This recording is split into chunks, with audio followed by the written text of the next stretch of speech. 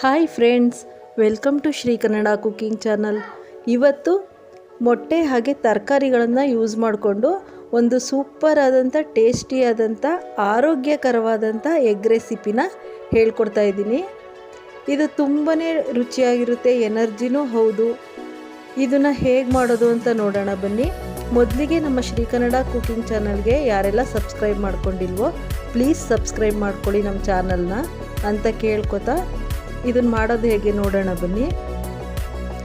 ನಾನು ಇಲ್ಲೊಂದು ಬಾಣಲಿಗೆ ಬಿಸಿಗೆ ಇಟ್ಕೊಂಡು ಅದಕ್ಕೆ ಸ್ವಲ್ಪ ಒಂದು 4 ಟೇಬಲ್ ಸ್ಪೂನಷ್ಟು ಎಣ್ಣೆನ ಹಾಕಿ ಕಾಯಿಸ್ಕೊತಾ ಇದ್ದೀನಿ. ಎಣ್ಣೆ ಚೆನ್ನಾಗಿ ಕಾದ ನಂತರ ಅದಕ್ಕೆ ಒಂದು 2ರಿಂದ 3 ಈರುಳ್ಳಿನ ಸಣ್ಣದಾಗಿ ಹೆಚ್ಚಿಕೊಂಡು ಹಾಕೊಳ್ಳೋಣ. ಈರುಳ್ಳಿ ಚೆನ್ನಾಗಿ ಗೋಲ್ಡನ್ ಕಲರ್ ಬರಬೇಕು, ಅಲ್ಲಿ ತನಕನೂ ಫ್ರೈ ಮಾಡಬೇಕು.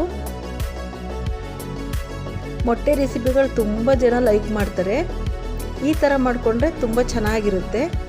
ಇಲ್ಲಿ ತರಕಾರಿಯಲ್ಲಿ ನಾನು ಬೀನಿಸ್ನ ತೊಗೊಂಡು ಈ ರೀತಿ ಸಣ್ಣಕ್ಕೆ ಹೆಚ್ಕೊಂಡು, ಹಾಗೆ ಕ್ಯಾರೆಟ್ನು ಕೂಡ ಈ ಥರ ಸಣ್ಣದಾಗಿ ಹೆಚ್ಕೊಂಡು ಒಂದೊಂದು ಬೌಲಷ್ಟು ಹಾಕ್ತಾಯಿದ್ದೀನಿ.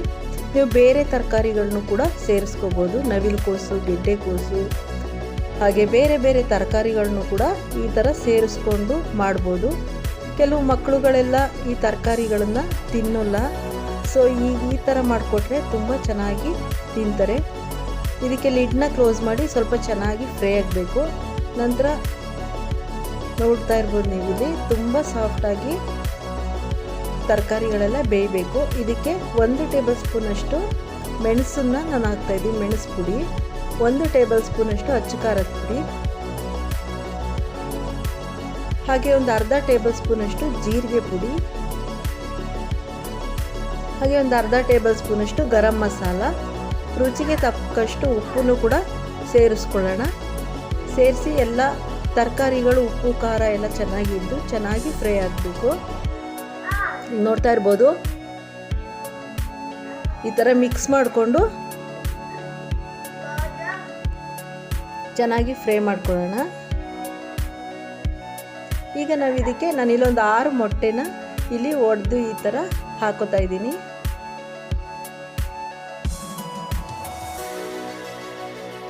ಈ ಮಕ್ಕಳುಗಳು ತುಂಬಾ ಇಷ್ಟಪಟ್ಕೊಂಡು ತಿಂತಾರೆ. ತರಕಾರಿನೂ ಸಹ ತಿಂದಂಗಾಗುತ್ತೆ, ಹಾಗೆ ಮೊಟ್ಟೆನೂ ಕೂಡ ಇಷ್ಟಪಟ್ಕೊಂಡು ತಿನ್ನೋದ್ರಿಂದ ಈ ರೀತಿ ಮಾಡಿಕೊಟ್ರೆ ತುಂಬ ಎನರ್ಜಿಯಾಗೂ ಇರುತ್ತೆ, ಹೆಲ್ತ್ಗೂ ಕೂಡ ತುಂಬಾ ಒಳ್ಳೆಯದು.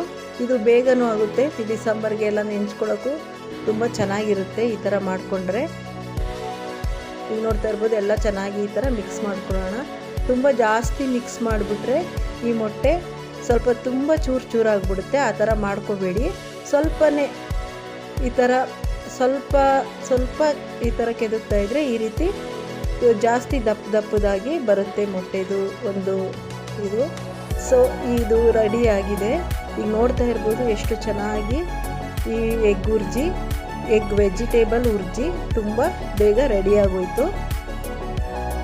ಈ ವಿಡಿಯೋ ನಿಮಗೆ ಇಷ್ಟ ಆಗಿದ್ರೆ ಪ್ಲೀಸ್ ನಮ್ಮ ಚಾನಲ್ನ ಸಬ್ಸ್ಕ್ರೈಬ್ ಮಾಡ್ಕೊಳ್ಳಿ. ಇದೇ ಥರ ಒಳ್ಳೊಳ್ಳೆ ವಿಡಿಯೋಗಳ ಜೊತೆ ಮತ್ತೆ ಭೇಟಿಯಾಗೋಣ. Bye bye friends.